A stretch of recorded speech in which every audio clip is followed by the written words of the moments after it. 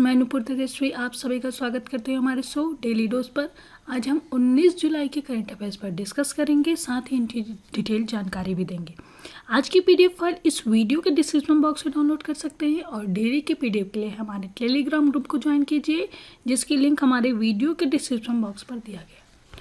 तो दोस्तों चलिए आगे बढ़ते हैं और बता दें कि आज हम करंट अफेयर्स की डेली डोज में हर दिन हम daily current affairs, banking GK, current affairs आधारित जीके और कंप्यूटर अवेयरनेस के बारे में डिस्कस करेंगे। ओके दोस्तों, तो चलिए शुरू करते हैं आज का वीडियो। तो दोस्तों आज का हमारा पहला क्वेश्चन है, नेल्सन मंडेला अंतर्राष्ट्रीय दिवस कब मनाया जाता है?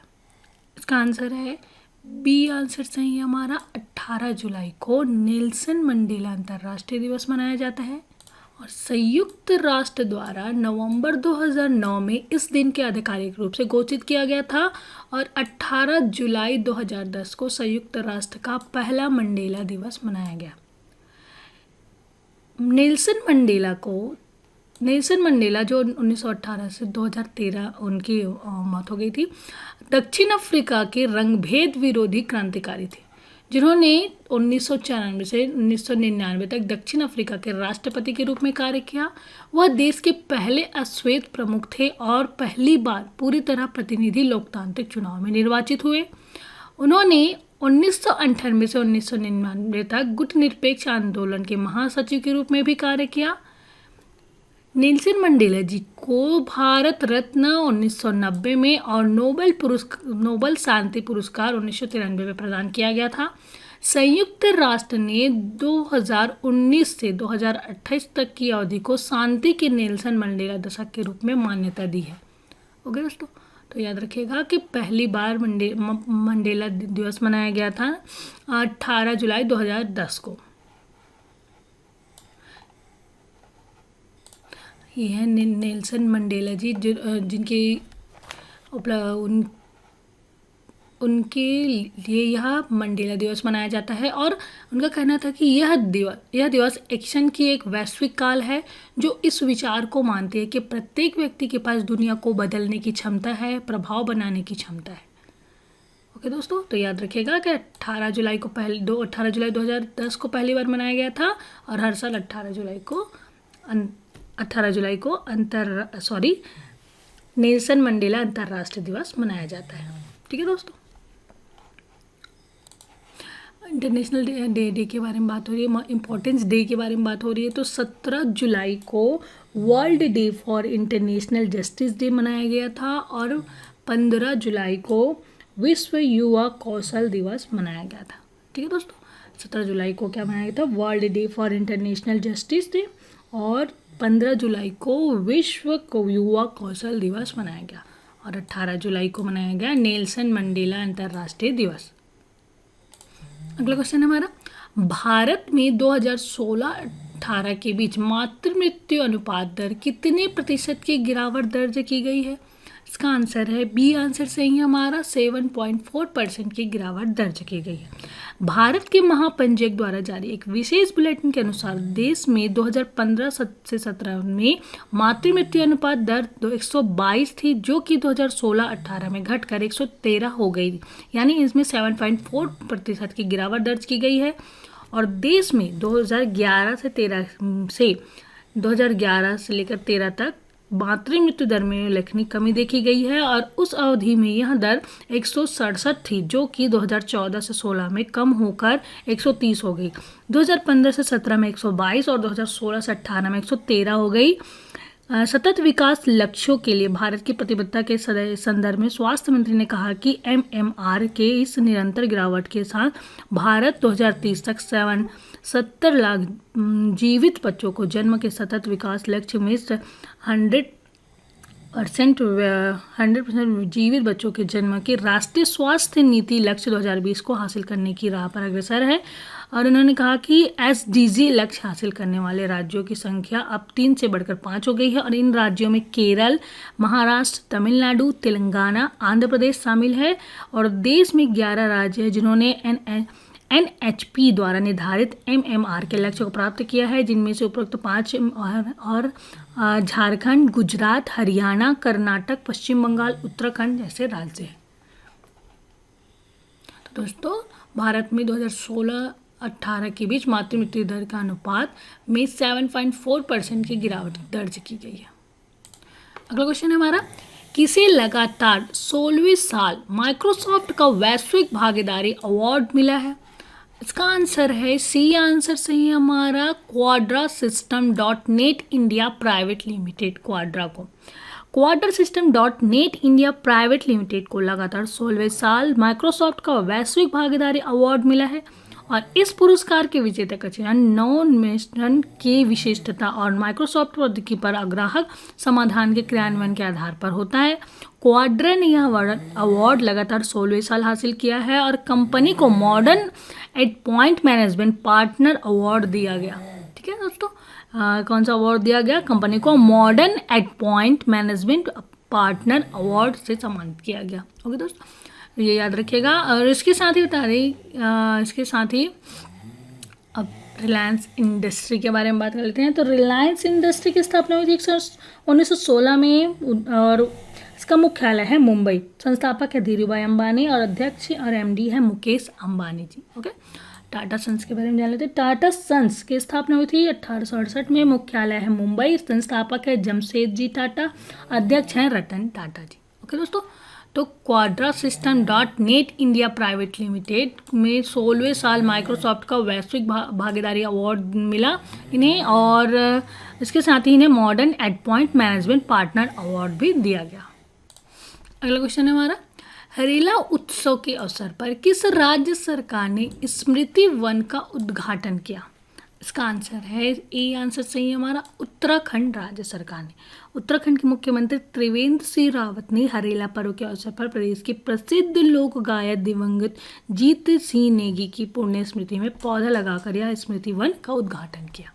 ओके दोस्तों, अब चूंकि उत्तराखंड के बारे में बात हो रही है तो उत्तराखंड राज्य में हाल ही में 150 से अधिक लाइकेन प्रजातियों के साथ भारत का पहला लीचेन पार्क विकसित किया गया और इसके साथ ही हाल ही में उत्तराखंड में कंवर मेला स्थगित कर दिया गया था। ओके, तो इन चीज़ों को याद रखिएगा। उसके साथ ही उत्तराखंड की राजधानी देहरादून स्थापना हुई थी 9 नवंबर 2000 में। राज्यपाल है बेबी रानी मौर्य, मुख्यमंत्री है त्रिवेंद्र सिंह रावत और चीफ जस्टिस हैं रमेश रंगनाथन जी। तो दोस्तों हरेला उत्सव के अवसर पर उत्तराखंड राज्य सरकार ने स्मृति वन का उद्घाटन किया। अगला क्वेश्चन है, भारत ने किस देश के राष्ट्रीय साइबर निदेशालय के साथ समझौता ज्ञापन पर हस्ताक्षर किया है?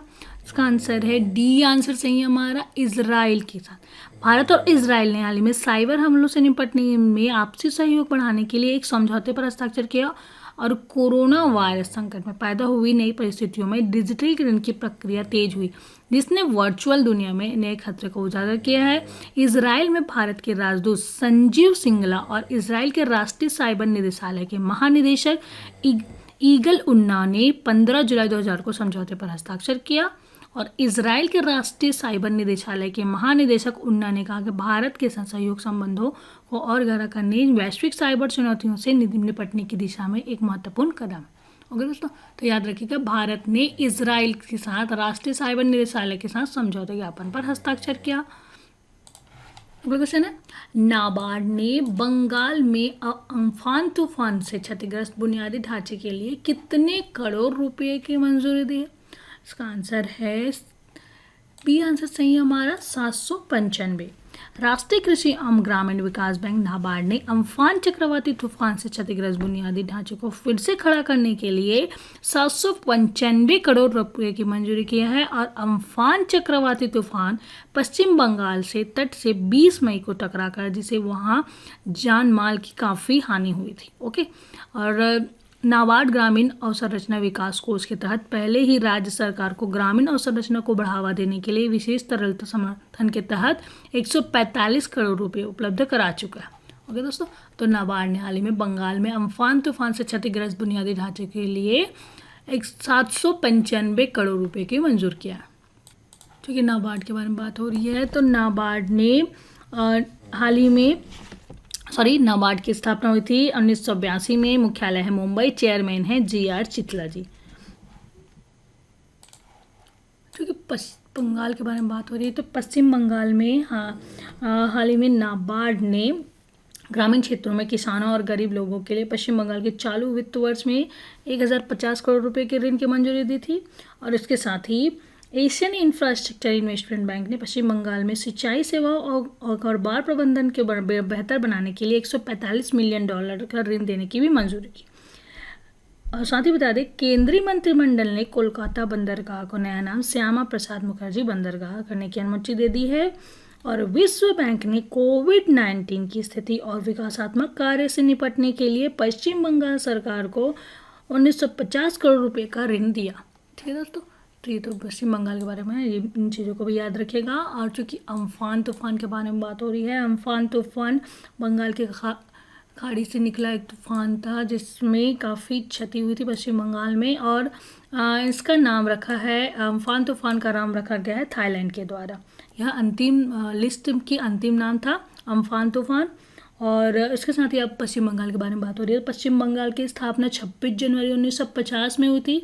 राजधानी है कोलकाता, राज्यपाल है जगदीप धनखड़, मुख्यमंत्री है ममता बनर्जी। अगला क्वेश्चन है, ICRA के अनुसार FY21 में भारत की GDP में कितने प्रतिशत का संकुचन होगा? इसका आंसर है 7.5%। बी आंसर सही है हमारा, 7.5% का संकुचन होगा। रेटिंग एजेंसी इकरा के अनुसार 2020-21 में GDP में 9.5% की गिरावट आएगी, जबकि पूर्व में 5% गिरावट का अनुमान जताया गया था। और लॉकडाउन जारी रहने से मई और जून में शुरू हुई आर्थिक सुधार की गतिविधियां प्रभावित हुई और ज़्यादातर विश्लेषकों के अनुमान के अनुसार देश की GDP में 5 से 6.5% प्रतिशत का गिरावट आ सकती है। अगला क्वेश्चन है, किस PSU पब्लिक सेक्टर अंडरटेकिंग ने भारत में नवीकरण ऊर्जा में व्यापार के अवसरों का पता लगाने के लिए राष्ट्रीय निवेश और अवसंरचना कोष के साथ समझौते ज्ञापन पर हस्ताक्षर किया है? इसका आंसर है डी आंसर सही हमारा, NTPC ने 16 जुलाई 2020 को राष्ट्रीय ताप विद्युत निगम NTPC ने NIIF राष्ट्रीय निवेश और अवसंरचना कोष के साथ एक समझौते ज्ञापन पर हस्ताक्षर किया। और यह क्षेत्र जो है यह समझौता नवीकरण ऊर्जा तथा भारत के साझा महत्व के अन्य क्षेत्रों में बिजली वितरण इत्यादि से संबंधित है। और इसका उद्देश्य है, इस साझेदारी का उद्देश्य NTPC की तकनीकी विशेषज्ञता और NIIF national investment and infrastructure fund की पूंजी जुटाने की क्षमता तथा वह वैश्विक सर्वोत्तम प्रथाओं के एक साथ लाना है। NTPC की कुल स्थापित क्षमता 62,110 मेगावाट है और NTPC ग्रुप में 70 पावर स्टेशन है। NTPC के लक्ष्य नवीकरण ऊर्जा स्रोतों में 2032 तक 30 गीगावाट ओवरऑल पावर जनरेशन का है। अगला क्वेश्चन है हमारा, पुस्तक अ सॉन्ग ऑफ इंडिया के लेखक कौन है? इसका आंसर है बी आंसर सही हमारा, Ruskin bond. A song of India के लेखक हैं रस्किन बॉन्ड। 20 जुलाई 2020 को पफिन बुक्स द्वारा पुस्तक अ सॉन्ग ऑफ इंडिया प्रकाशित की जाएगी और यह पुस्तक के लेखक के साहित्यिक कैरियर में 70 वर्षों के विवरण को चिन्हित करेगी। इस पुस्तक के लेखक हैं रस्किन बॉन्ड है और इस पुस्तक में एक सफल लेखक बनने से पूर्व उनकी जीवन का भी चित्रण है। यह पुस्तक उनकी संस्मरण श्रृंखला में चौथी है और उनकी यह अन्य 3 संस्मरण श्रृंखलाओं में looking for the rainbow, till the clouds roll by और कमिंग राउंड द माउंटेन है।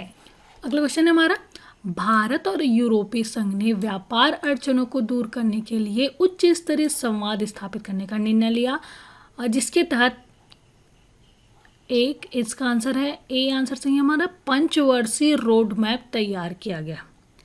15 जुलाई 2020 को भारत और यूरोपीय संघ ने व्यापार अड़चनों को दूर करने के लिए उच्च स्तरीय संवाद स्थापित करने का निर्णय लिया गया और दोनों पक्ष इस उद्देश्य हेतु एक पंचवर्षीय रोड मैप का सहमत हुए। रोड मैप 2025 के तहत दोनों पक्षों में स्वतंत्रता, खुलेपन, समुद्री क्षेत्र में समावेशी दृष्टिकोण के संरक्षण के लिए और हिंद महासागर के साथ साथ प्रशांत महासागर में शांति, स्थिरता, सुरक्षा बनाए रखने के लिए मिलकर काम करने की प्रतिबद्धता जताई है। इसके अलावा रोड मैप में अन्य बहुत से क्षेत्रों में समावेश किया गया है और जिस पर दोनों पक्ष भविष्य में मिलकर काम करेंगे। दोस्तों, तो भारत और यूरोपीय संघ ने व्यापार अड़चनों को दूर करने के लिए उच्च स्तरीय संवाद स्थापित करने का निर्णय लिया, जिसके तहत उन्होंने पंचवर्षीय रोड मैप तैयार किया।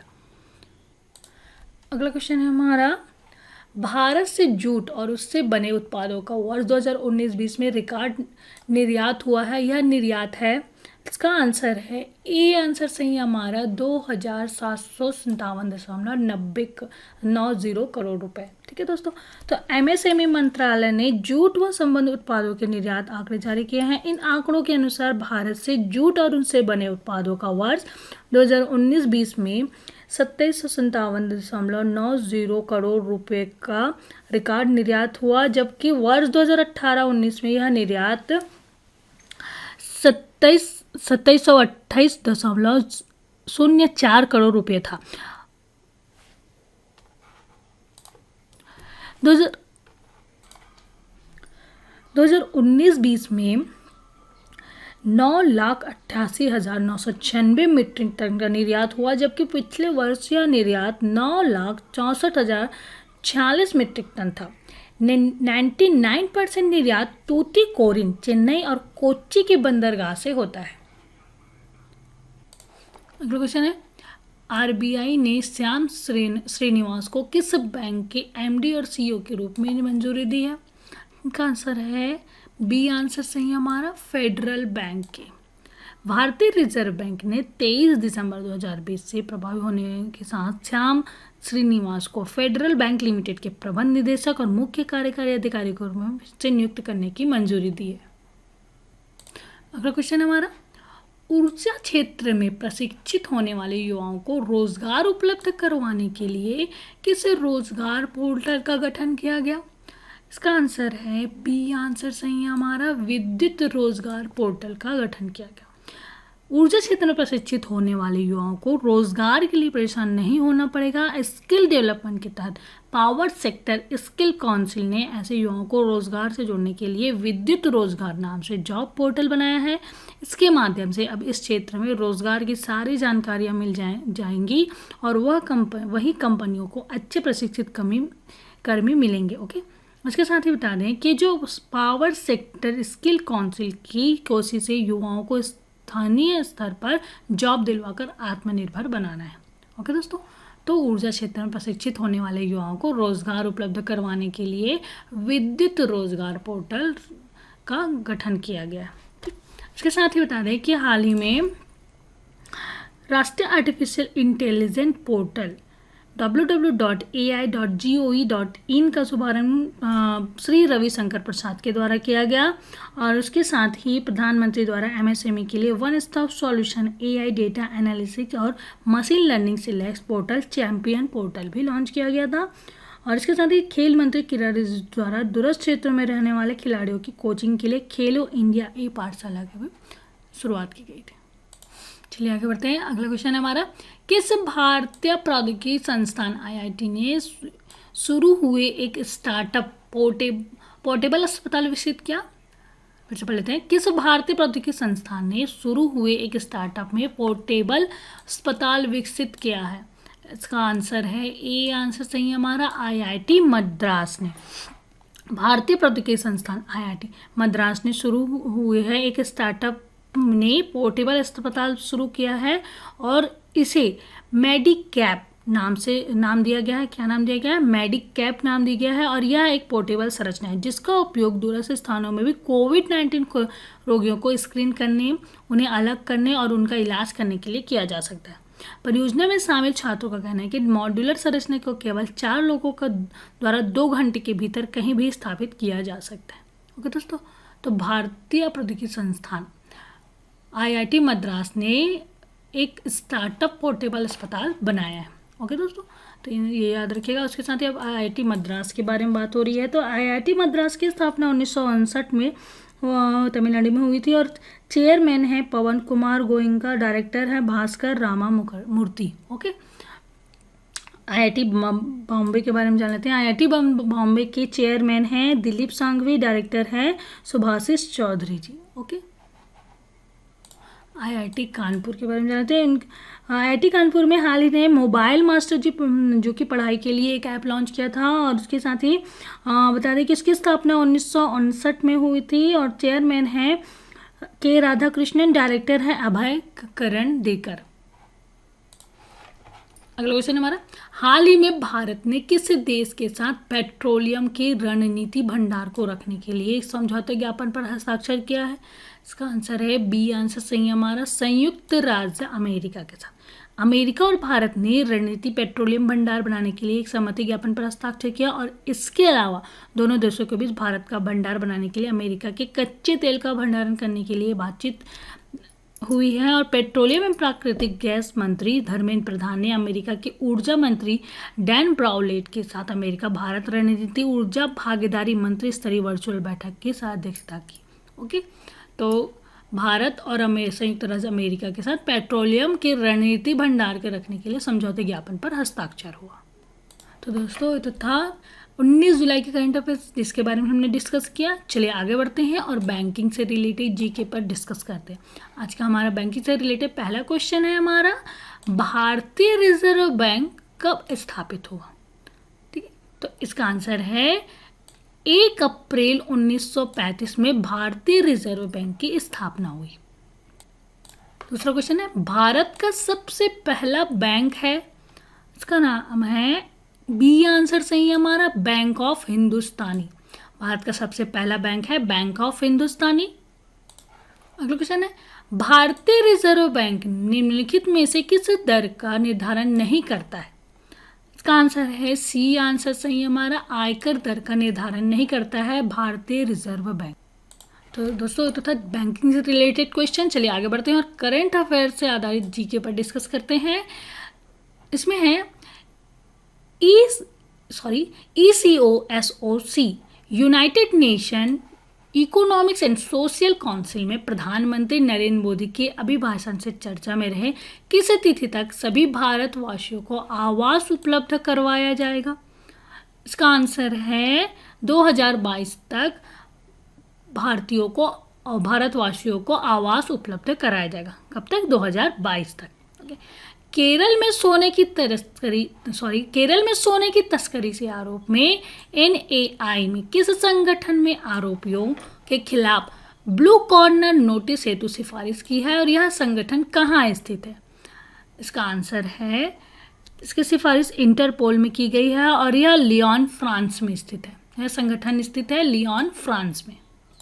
चलिए दोस्तों आगे बढ़ते हैं और कंप्यूटर अवेयरनेस से संबंधित क्वेश्चन पर डिस्कस करते हैं। आज हम कंप्यूटर अवेयरनेस से संबंधित कंप्यूटर के उपयोग से संबंधित प्रश्नों पर डिस्कस करेंगे आज। तो चलिए शुरू करते हैं। आज का पहला क्वेश्चन है, अल्फा न्यूमेरिक डाटा के में प्रयोग किया जाता है। क्वेश्चन क्या है पहला? अल्फा न्यूमेरिक डाटा में प्रयोग किया जाता है। इसका आंसर है उपयुक्त सभी। तो इसमें अंकों का, अक्षरों का और चिन्हों का, इन सभी का यूज किया जाता है अल्फा न्यूमेरिक डाटा में। अगला क्वेश्चन है, इनमें से कौन कंप्यूटर का गुण नहीं है? इसका आंसर है सी आंसर सही है हमारा, बुद्धिहीन। कंप्यूटर बुद्धिहीन नहीं है, यह कंप्यूटर का गुण नहीं है, बुद्धिहीन। अगला क्वेश्चन है, विश्व कंप्यूटर साक्षरता दिवस कब मनाया जाता है? तो इसका आंसर है बी आंसर सही है हमारा, 2 दिसंबर को विश्व कंप्यूटर साक्षरता दिवस मनाया जाता है। अगला क्वेश्चन है, विश्व के प्रथम सुपर कंप्यूटर का निर्माण किया? इसका आंसर है सी आंसर सही है हमारा, CRC ने विश्व के प्रथम सुपर कंप्यूटर का निर्माण किया है, CRC ने। लास्ट क्वेश्चन है, वह आदमी जो कंप्यूटर का जनक समझा जाता है, उनका नाम है, ए आंसर सही है हमारा, चार्ल्स बेबेज को कंप्यूटर का जनक कहा जाता है। तो दोस्तों ये तो था कंप्यूटर से रिलेटेड क्वेश्चन जिसके बारे में हमने डिस्कस किया। चलिए आगे बढ़ते हैं और 18 जुलाई के करंट अफेयर्स का रिवीजन कर लेते हैं। तो पहला क्वेश्चन है, विश्व सर्प दिवस निम्न में से कब मनाया जाता है? विश्व सर्प दिवस मनाया जाता है 16 जुलाई को। World day for international justice कब मनाया जाता है? World day for international justice मनाया जाता है 17 जुलाई को। हाल ही में तहरीक ए तालिबान पाकिस्तान के किस नेता को संयुक्त राष्ट्र के द्वारा वैश्विक आतंकवादी घोषित किया गया है? उनका नाम है मुफ्ती नूर वाली महसूद। केंद्रीय माध्यमिक शिक्षा बोर्ड ने देश के 200 हाई स्कूलों में आर्टिफिशियल इंटेलिजेंस की पढ़ाई के लिए किस तकनीकी संगठन से समझौता किया है? उसका नाम है IBM से समझौता किया है CBSE ने। हाल ही में किस राज्य के द्वारा बाल मजदूरी के खिलाफ ऑपरेशन मुस्कान कोविड-19 चलाया जा रहा है? वह राज्य है आंध्र प्रदेश। UNDP और ऑक्सफोर्ड गरीबी और मानव विकास पहल द्वारा जारी आंकड़ों के अनुसार किस देश में सर्वाधिक 27.3 करोड़ लोगों की गरीबी रेखा से ऊपर उठाने की सफलता हासिल की है? वह देश है भारत। अगला क्वेश्चन है, हाल ही में पाकिस्तान एवं किस देश के मध्य पाकिस्तान ने अधिकृत कश्मीर के सुधोटी जिले में 700 मेगावाट की आज़ाद पट्टन जल विद्युत परियोजना के लिए एक समझौते पर हस्ताक्षर किया गया है? पाकिस्तान और चीन के बीच यह समझौता हुआ है। कमेटी टू प्रोटेक्ट जर्नलिस्ट ने इंटरनेशनल प्रेस फ्रीडम अवार्ड 2020 से किसे सम्मानित किया है?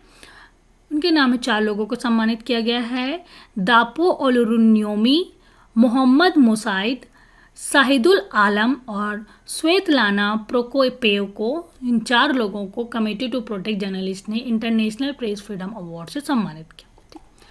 हाल ही में ऑस्ट्रेलिया के किस पूर्व फुटबॉल खिलाड़ी ने संन्यास लेने की घोषणा की है? उनका नाम है माइल जेडनक ऑस्ट्रेलिया के पूर्व फुटबॉल खिलाड़ी हैं जिन्होंने संन्यास लेने की घोषणा की। किस राज्य की पुलिस ने साइबर अभियान की शुरुआत की? तेलंगाना राज्य के पुलिस ने साइबर अभियान की शुरुआत। किस राज्य के मुख्यमंत्री द्वारा the Tangams and ethnolinguistic study of the critically endangered group of Arunachal Pradesh नाम के पुस्तक का विमोचन किया? इसका आंसर है अरुणाचल प्रदेश के मुख्यमंत्री ने द टेंगम्स नाम की पुस्तक का विमोचन किया। देश भर के युवाओं को कैरियर परामर्श देने के लिए किसने सैप इंडिया के साथ साझेदारी की? यूनिसेफ इंडिया ने सैप इंडिया के साथ साझेदारी की है। डैकर में होने वाले युवा ओलंपिक खेलों को कब तक स्थगित कर दिया गया है? 2026 तक स्थगित कर दिया गया। किसने एरोस्पेस और डिफेंस मैन्युफैक्चरिंग टेक्नोलॉजी पर सम्मेलन के 5वें संस्करण की शुरुआत की? श्रीपद येसो नाइक ने एरोस्पेस और डिफेंस मैन्युफैक्चरिंग टेक्नोलॉजी पर सम्मेलन के 5वें संस्करण की शुरुआत की। हाल ही में किसे infra business leader of the year पुरस्कार से सम्मानित किया गया? उनका नाम है वेद प्रकाश डुडेजा जी को infra business leader of the year पुरस्कार से सम्मानित किया गया। तो दोस्तों ये तो था 18 जुलाई के करंट अफेयर्स का रीज़न। तो दोस्तों हमने आज 19 जुलाई के करंट अफेयर्स पर डिस्कस किए, साथ ही बैंकिंग से रिलेटेड और कंप्यूटर से रिलेटेड क्वेश्चंस पर भी डिस्कस किए। आज का वीडियो कैसा लगा प्लीज़ हमें कमेंट करके बताइए। अच्छा लगे तो लाइक कीजिए और ज़्यादा अपने दोस्तों को शेयर कीजिए। अभी तक आपने हमारे चैनल को सब्सक्राइब नहीं किया है तो प्लीज़ सब्सक्राइब कीजिए और डेली की नोटिफिकेशन के लिए बेल आइकॉन को प्रेस कीजिए। तो दोस्तों कल फिर मिलते हैं एक नए वीडियो के साथ, तब तक के लिए good day, bye, thank you.